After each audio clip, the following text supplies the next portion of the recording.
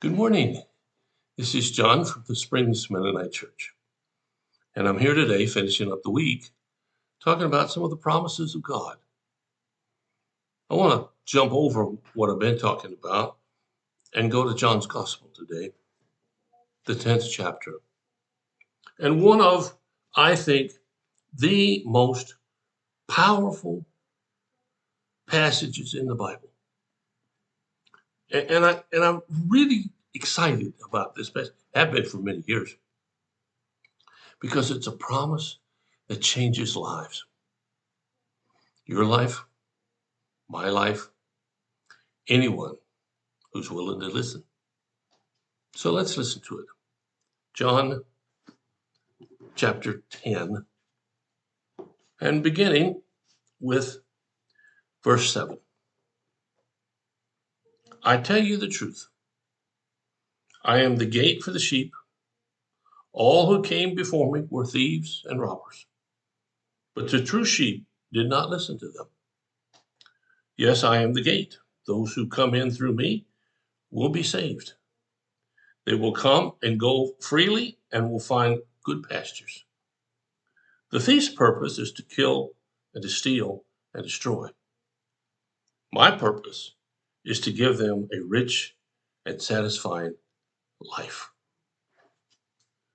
Well, it's interesting. Jesus often says, I tell you the truth. I wonder why he does that. It's as though he has to set himself apart from others who are teaching. It's as though he has to assert his authority. Now, I guess if I were walking around with Jesus in his day, here on the earth, and he said something to me, I wouldn't even suggest that it wasn't the truth. He wouldn't have to use that phrase for me. I, I think he's kind of terrific. But then again, I've tried to walk with him for a long time, and maybe you haven't done that. Maybe you have gone to church, but church is just something you go to, not something that gives you life. So John talks about this story, this event with Jesus. And he says, I tell you the truth. I am the gate for the sheep.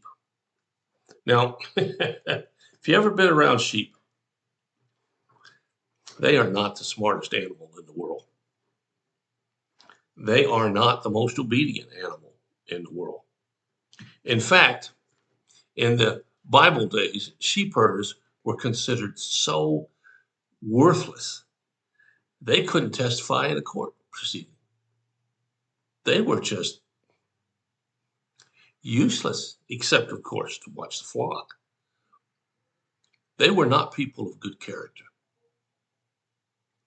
And so when Jesus says, I am the gate to the sheep, he's referring, I hate to say it this way, but he's referring to us as not being nearly as sophisticated and as important as we think we are. I know many of you live great lives. You've done well with your finances. You've helped people. You've been generous. Uh, you've done great things. What's so bad about that? Well, I suppose nothing. But there's more to it than that. He says here that everybody who came before him were thieves and robbers, and they came to kill and destroy.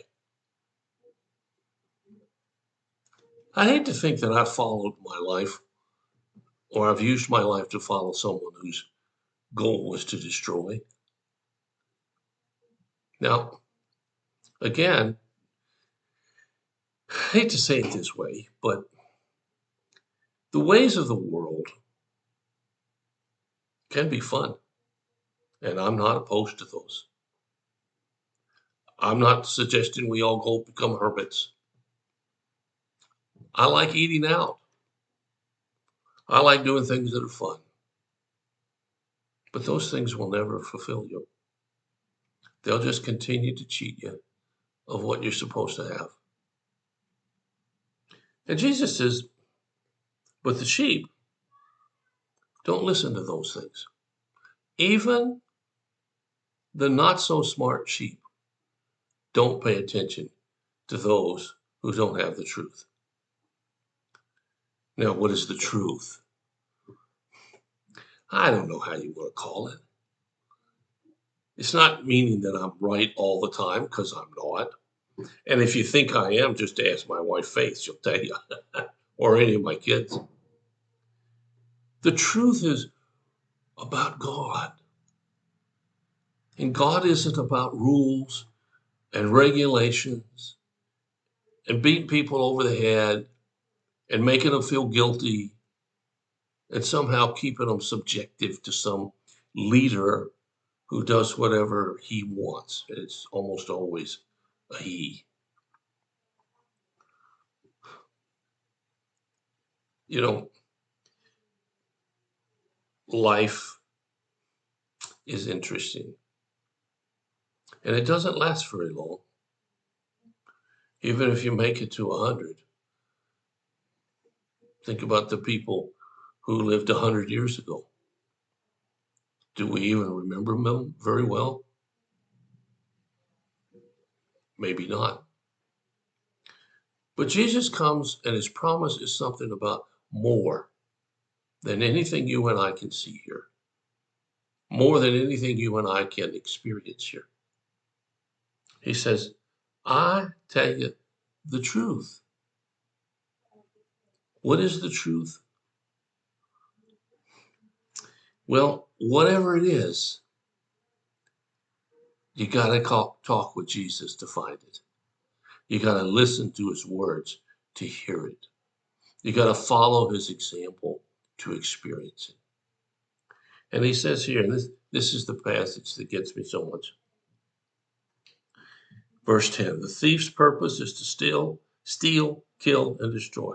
My purpose is to give them a rich and satisfying life. Another version puts it this way, I have come that you might have life and have it more abundantly. That's the promise of God.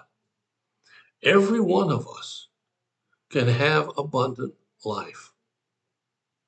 Doesn't matter where we're born, what language we speak, what foods we eat, how we do our hair, what our face looks like. Doesn't matter our education. Doesn't matter anything except